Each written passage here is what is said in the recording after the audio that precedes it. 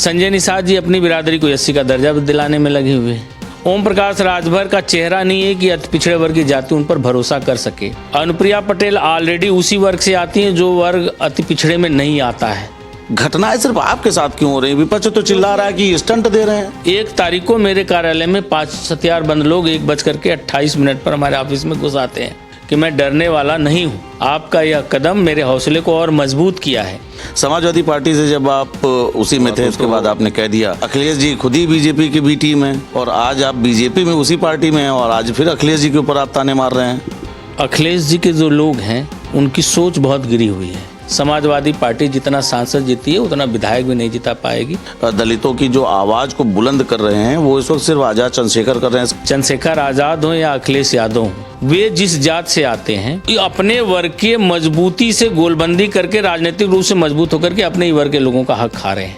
अखिलेश यादव की पीडीए को तोड़ने निकले संजय चौहान बोले पदयात्रा से हासिल करेंगे बड़ा मुकाम। ऑफिस में घुसे अज्ञात बदमाश। जनवादी पार्टी के राष्ट्रीय अध्यक्ष बोले हमें जान और माल का खतरा, कर डाली पुलिस से शिकायत। पदयात्रा से विपक्ष परेशान, बीजेपी को जिताएंगे संजय चौहान। समझिए क्या कुछ है माजरा, देखिए जनवादी सोशलिस्ट पार्टी के राष्ट्रीय अध्यक्ष डॉक्टर संजय सिंह चौहान से खास बातचीत। उत्तर प्रदेश में एक अलग राजनीति चल रही है और ये राजनीति पीडीए की है। जहां समाजवादी पार्टी पीडीए को लगातार मजबूत करने की बात कर रही है, वहीं अखिलेश यादव के इस पीडीए को तोड़ने के लिए भारतीय जनता पार्टी ने भी इसको लेकर एक तैयारी की है। लेकिन अब इसी पीडीए को लेकर लोगों का ये कहना है कि जो लोग सपोर्ट नहीं कर रहे हैं इस पीडीए को, उनके ऊपर हमले हो रहे हैं। ये हम नहीं कह रहे हैं, ये कहना है जनवादी पार्टी के राष्ट्रीय अध्यक्ष संजय चौहान का। संजय चौहान इस वक्त हमारे साथ हैं, उन्हीं से बात करेंगे, चर्चा करेंगे। संजय साहब, बड़ा आरोप लगाया, प्रेस कॉन्फ्रेंस करके हमला हुआ है, आपके वहाँ लोग आए हैं, क्या हमला करने आए थे, क्या था कुछ मामला, कुछ आपको क्या लगता है? 2019 के बाद 2022 में जो भारत समाजवादी पार्टी ने रिजल्ट लिया 47 से 111 पर पहुंची, उस माहौल बनाने में और समाजवादी पार्टी के साथ अदर बैकवर्डों को जोड़ने में मेरी महत्वपूर्ण भूमिका रही है और फील्ड में मजबूती से मैंने काम किया था। 2019 के लोकसभा के चुनाव में समाजवादी पार्टी ने मेरी सीट पर पैसा लेकर के दूसरे को टिकट दे दिया। उस दौरान ही मैंने समाजवादी पार्टी से अलग होने का निर्णय ले लिया। उस दौरान भी कई समाजवादी पार्टी के कार्यकर्ता मुझे धमकी भरे लहजे में इस बात को कहते रहे कि आपने एक गलत निर्णय लिया है। तो मैं आजीज होकर के फिर मैंने एफआईआर कराया था और उस दौरान फिर सरकार ने मुझे सुरक्षा व्यवस्था मुहैया कराई थी। फिर मैं इसको नज़रअंदाज करता रहा। जैसे ही सुप्रीम कोर्ट ने एक निर्णय दिया कि पिछड़े और दलित वर्ग के का जो रिजर्वेशन है, इसमें वर्गीकरण आवश्यक है ताकि इन वर्गों में आने वाली शेष जातियों को भी सामाजिक न्याय मिल सके। इस बात को लेकर के इसके खिलाफ पूरी समाजवादी पार्टी और बसपा तमाम सारी पार्टियां भारत बंद की और रोड पर उतरी और हम सब लोग इसके समर्थन में उतरे। और मैंने कहा कि उत्तर प्रदेश सरकार को अब मौका है इसको लागू करके अति पिछड़े और दलित जातियों को सामाजिक न्याय दे।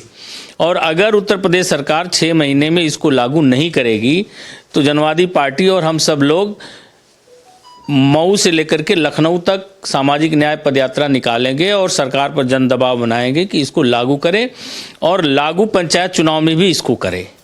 तो जब से मैंने इसकी घोषणा की थी तब से पीडीए का नारा देने वाले लोगों में एक घबराहट थी कि पीडीए का नारा देकर के, संविधान बचाओ का नारा देकर के लोकसभा में कुछ बेहतर रिजल्ट लेने वाले लोगों को अब लग रहा है कि सारा पिछड़ा इनके साथ है, सारा दलित इनके साथ है और इनके बहकावे में आ गया है। तो ये मेरी जो फरवरी में पदयात्रा होने वाली है, सामाजिक न्याय पदयात्रा, इससे मैं अति पिछड़ी जातियों को समझाऊंगा और समझाने में कामयाब भी हो जाऊंगा कि पिछड़े के नाम पर, पीडीए के नाम पर किस तरह से समाजवादी पार्टी आपका वोट लेकर के अपनी जात के लोगों को मजबूत कर रहे हैं और आरक्षण की व्यवस्था पर भी पूरी तरह से कब्जा करके शेष अति पिछड़ों के हक को खा रहे हैं। इन चीज़ों का पर्दाफाश कर देंगे और उत्तर प्रदेश सरकार को बाध्य कर देंगे कि वो आरक्षण में वर्गीकरण की व्यवस्था को, सुप्रीम कोर्ट को निर्णय को लागू कर दे। तो जैसे जैसे कार्यक्रम करीब आ रहा था तो और कुछ लोग जो समाजवादी पार्टी के पीडीए का नारा देने वाले लोग हैं कहते रहे कि संजय जी ये आपकी पदयात्रा पिछड़ों की बन रही एकता को खंडित करेगी, आप ऐसा मत करो। तो मैं लगातार उनको मजबूती से जवाब दे रहा कि पिछड़े के नाम पर एक जात का पिछलगुआ बन करके पिछड़ा वर्ग, अति पिछड़ा वर्ग नहीं घूमेगा, और पिछड़े के नाम पर पूरे पिछड़ों को साथ लेकर के एक जात और एक परिवार को मजबूत करने की राजनीति अब नहीं चलेगी। तो मेरी पदयात्रा होगी और पीडीए की मैं पूरी हवा निकाल दूंगा, और पीडीए के पीछे की जो साजिश है मैं पूरे पिछड़ी और दलित जातियों को समझा लूंगा। अच्छा चलिए साहब, हम आपकी बात ये पूरी मानते हैं। एक यहाँ पर बात ये, अगर भारतीय जनता पार्टी के सहयोगी पार्टी के तौर पे हैं, अन्य भी राजनीतिक दल हैं, भारतीय जनता पार्टी के सहयोगी दल हैं, डॉक्टर संजय निषाद का है, अपना दल में अनुप्रिया पटेल हैं, राजभर जी हैं, ये सभी लोग भी पिछड़ी जाति के नेताओं की बात करते हैं, पिछड़ी जाति के उत्थान की बात करते हैं। घटनाएं सिर्फ आपके साथ क्यों हो रही है? विपक्ष तो चिल्ला रहा है कि स्टंट दे रहे हैं। घटना मेरे साथ इसलिए हो रही है कि सबके राजनीतिक औरा को सब लोग जानते हैं। संजय निषाद जी अपनी बिरादरी को एससी का दर्जा दिलाने में लगे हुए हैं। ओम प्रकाश राजभर का चेहरा नहीं है कि अति पिछड़े वर्ग की जाति उन पर भरोसा कर सके। अनुप्रिया पटेल ऑलरेडी उसी वर्ग से आती हैं जो वर्ग अति पिछड़े में नहीं आता है। वो नहीं चाहती हैं कि आरक्षण का वर्गीकरण हो, उनका भी स्पष्ट विजन है। इसलिए मैं ही एक उनका सहयोगी दल हूं जो मैं इसके साथ खड़ा हूं, और इसी का परिणाम रहा कि वे सुझाव नहीं बल्कि मेरे लिए धमकी दिखने लगी। 1 तारीख को मेरे कार्यालय में 5 हथियारबंद लोग 1:28 पर हमारे ऑफिस में घुस आते हैं, ऑफिस में तोड़फोड़ करते हैं, कुछ सामान भी लूटते हैं, और हमारे जो विश्राम कक्ष है उसमें भी घुस करके लोगों ने जिस तरह से तोड़फोड़ और सामान बिखेरा और जो कृत्य किया, और उनके लूटने के तरीके को देख करके प्रशासन भी कह रहा है, पुलिस भी कह रही है कि इनका मकसद लूटना नहीं था, इनका मकसद तो किसी को चोट पहुंचाना था, और व्यक्तिगत रूप से मेरी ऑफिस है तो मेरे खिलाफ ही लोगों का काम था, मेरा भी जान माल का खतरा पहुंचाने की नीयत से लोग आए थे। जब नहीं मिला तो इस इंटेंशन में लोगों ने कार्यालय में इस तरह का कृत्य किया। और अगर चोर होते तो जो कीमती सामान है वो लेकर के जाते, वो सब कोई सामान नहीं ले गए, बस 3-4 लैपटॉप लेकर के गए, 2 कंप्यूटर सेट लेकर के गए, वो 2-3 प्रिंटर हैं, 1-1 लाख रुपए के वो हैं, अपने सब सामानें हैं जो ऐसे ही टेबल पे रखी हुई हैं, कुछ नहीं ले गए। तो इससे साफ जाहिर होता है कि पीडीए के नारा देने वाले लोग हमारी पदयात्रा से घबराए हुए हैं, और वो मुझे डराना चाहते हैं कि आप इस तरह का कदम न उठाएं। तो मैं उन लोगों को भी कहना चाहता हूं कि मैं डरने वाला नहीं हूं। आपका यह कदम मेरे हौसले को और मजबूत किया है, और हमारी पदयात्रा जो फरवरी में होने वाली है उसमें अति पिछड़े वर्ग के लोग आपको बता देंगे कि पीडीए उनके खिलाफ साजिश है, उनकी गोलबंदी को कमज़ोर करने के लिए अति पिछड़ों के हकों और दलितों के हकों को लूटने की साजिश है। ये सारी चीज़ें पर्दाफाश हो जाएंगी, और आने वाले 2027 के चुनाव में समाजवादी पार्टी जितना सांसद जीती है उतना विधायक भी नहीं जिता पाएगी, ऐसी परिस्थिति पैदा हो जाएगी। समाजवादी पार्टी पर लगातार आपका निशाना रहता है, भारतीय जनता पार्टी के सहयोगी हैं। समाजवादी पार्टी से जब आप उसी में थे तो कहीं ना कहीं उसके बाद जब आपका मन मुटाव हुआ तो उसके बाद आपने कह दिया कि अखिलेश जी खुद ही बीजेपी की बी टीम है, और आज आप बीजेपी में उसी पार्टी में हैं, और आज फिर अखिलेश जी के ऊपर आप ताने मार रहे हैं। देखिए, अखिलेश जी के जो लोग हैं उनकी सोच बहुत गिरी हुई है। जैसे कौन कौन? तमाम सारे उनके 2nd लाइन 3rd लाइन के जो लीडर हैं। वरना मैं बिल्कुल इस चीज़ से आश्वस्त हूँ कि पुलिस कह रही है 1-2 दिन में पर्दाफाश हो जाएगा, और आप पर्दाफाश के बाद देखिएगा ये कौन लोग हैं। और मैं पुलिस से भी कहना चाहूँगा, यहाँ के स्थानीय प्रशासन से भी कहना चाहूँगा कि इसका जल्दी से जल्द खुलासा करो, नहीं तो 12 तारीख को जनवादी पार्टी के लोग सीपी कार्यालय के सामने धरने पर बैठेंगे अगर खुलासा नहीं होता है। और मैं उत्तर प्रदेश सरकार से भी, योगी जी से भी निवेदन करूँगा कि मेरी सुरक्षा व्यवस्था बढ़ा दें, ताकि मैं मजबूती से फील्ड में और काम कर सकूं। और समाजवादी पार्टी को भी कहना चाहूँगा कि जो उनका रिजल्ट रहा लोकसभा के चुनाव में, और जो हम लोगों ने मिलकर के जो अति पिछड़ी जातियों को, दलित जातियों को जो भरोसा और विश्वास दिलाया था, उस विश्वास का फ़ायदा उठा करके वो जो उपलब्धि पाए हैं, ये चीज़ें 2027 में खत्म हो जाएंगी और पूरा पिछड़ा और दलित वर्ग इनको समझ जाएगा और हम लोग समझा लेंगे। नेता जी, लेकिन चंद्रशेखर आज़ाद कह रहे हैं कि पिछड़ों और दलितों की जो आवाज़ को बुलंद कर रहे हैं वो इस वक्त सिर्फ आज़ाद चंद्रशेखर कर रहे हैं, इसके साथ माइनॉरिटीज़ को भी वो साथ लेकर चल रहे हैं। उनका कहना है कि जो पहले की पार्टियां थी उन्होंने सिर्फ और सिर्फ उनको वोट बैंक की तरह यूज़ किया है। अब आप कह रहे हैं कि आप उनके हक हुकूक उत्थान की बात करेंगे, तो क्या कुछ धरातल पर क्या चीज़ लेकर जाएंगे? लोगों को समझाना है, क्योंकि कांग्रेस ने भी समझाया था, उसका परिणाम जब कांग्रेस और सपा का गठबंधन रहा तो वो लोकसभा के चुनाव में दिख गया। आप क्या कुछ अलग लेकर जाएंगे?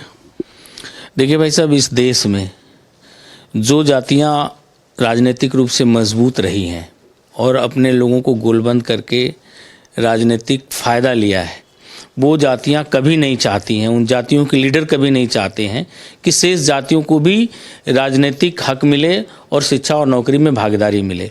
चंद्रशेखर आज़ाद हों या अखिलेश यादव हों, वे जिस जात से आते हैं वे लोग क्यों इस चीज़ का विरोध कर रहे हैं कि दलित जातियों में क्रीमी लेयर नहीं लागू होगा, वर्गीकरण नहीं होगा? क्या चमार और जाटव ही इसका फ़ायदा लेता रहेगा?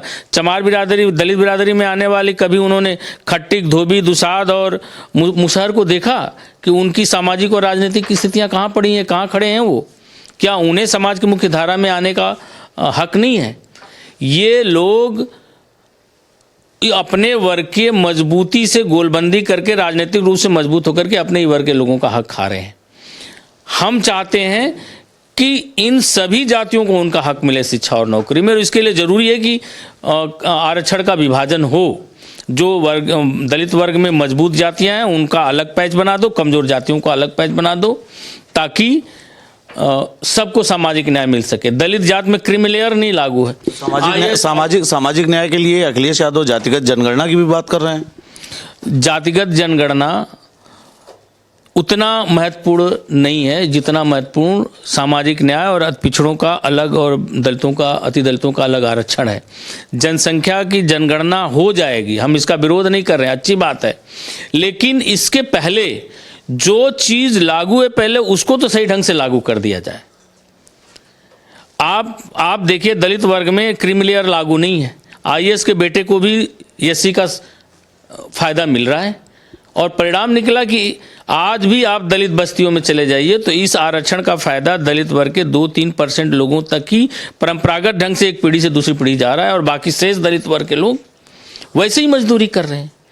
तो सुप्रीम कोर्ट ने कहा कि नहीं, इसमें क्रीमी लेयर लागू करो ताकि शेष जो बची हुई दलित जातियां हैं उनको भी शिक्षा और नौकरी में आने का मौका मिले। तो इसका विरोध कर रहे हैं चंद्रशेखर रावण, चाहे इसका विरोध कर रहे हैं अखिलेश यादव, क्योंकि अखिलेश यादव भी नहीं चाहते हैं कि यादव के अलावा भी कोई बैकवर्ड में लीडरशिप मजबूत हो और वो आर्थिक रूप से और सामाजिक रूप से, शैक्षिक रूप से मजबूत हो।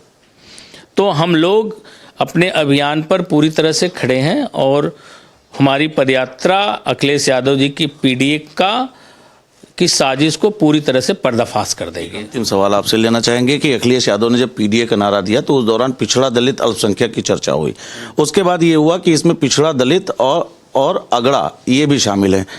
पीडीए अखिलेश यादव का नारा लोकसभा के चुनाव में धरातल पर दिखाई पड़ा। इन्हीं सबके बीच में बीजेपी को अपने मंडल अध्यक्ष और इनको बदलाव करना पड़ा, उसमें भी उन्होंने कहीं ना कहीं पीडीए फॉर्मूला का यूज़ किया। एक तरफ लगातार सत्ताधारी दल ये कह रहा है कि अखिलेश यादव का पीडीए कुछ नहीं है, लेकिन फिर सत्ताधारी दल के साथ साथ उन्हीं के सहयोगी उसी पीडीए को हराने के लिए रणनीति बना रहे हैं। तो ये तो विरोधाभास हो जा रहा है। देखिए, अखिलेश यादव जी का चेहरा, मैं भी उनके व्यक्तित्व को देख करके उनके साथ खड़ा हुआ था, और मुझे लगता था कि अखिलेश यादव जी सारे पिछड़ी और दलित जातियों को साथ लेकर के चलने की नीयत रखते हैं, लेकिन बाहर का कुछ और है और अंदर से उनके दिल में कुछ और है। मेरे से ज़्यादा मेहनती करने वाला और मेरे से ज़्यादा उनके लिए संघर्ष करने वाला कौन सहयोगी था? 2019 के चुनाव में जब उनके पास 36 सीट थी, तब उन्होंने मेरे लिए एक लोकसभा की सीट छोड़ी। 2024 में क्या हो गया उनको, दर्द आज भी है आपको कि मेरी सीट नहीं छोड़ी और मेरी सीट पे सौदेबाजी कर लिया गया।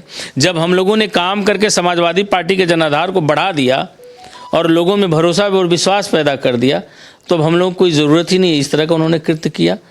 तो अखिलेश यादव जी नहीं चाहते हैं कि पिछड़े वर्ग की, अति पिछड़े वर्ग की कोई लीडरशिप मजबूत हो, और अति पिछड़े वर्ग के लोग अब अति पिछड़े वर्ग के लीडर के पीछे खड़ा होकर के अपनी राजनीतिक गोलबंदी लोग मजबूती से खड़ा करेंगे, और यह आपको आगे चल करके 1-2 महीने में जनवादी पार्टी के नेतृत्व में दिखने भी लगेगा। बहुत बहुत धन्यवाद। आपने सुना, राष्ट्रीय अध्यक्ष हैं जनवादी पार्टी के संजय चौहान। उनका साफ तौर पर कहना है जिस प्रकार से विपक्ष लगातार पीडीए की बात कर रहा है, और कहीं ना कहीं इनका कहना है कि वो पीडीए सिर्फ एक दिखावा है और उस दिखावे को इनकी पदयात्रा ध्वस्त करके रहेगी। हाल फिलहाल परिणाम क्या होंगे ये तो समय बताएगा, लेकिन कहीं ना कहीं संजय चौहान जी पूरी तरीके से आशावाद से घिरे हुए हैं, और उनका साफ तौर पर कहना है कि आने वाले 2027 के चुनाव में वो भारतीय जनता पार्टी को एक बड़ी जीत दिलाकर रहेंगे। लखनऊ से कैमरा सहयोगी राजेश के साथ मैं नितेश मिश्रा।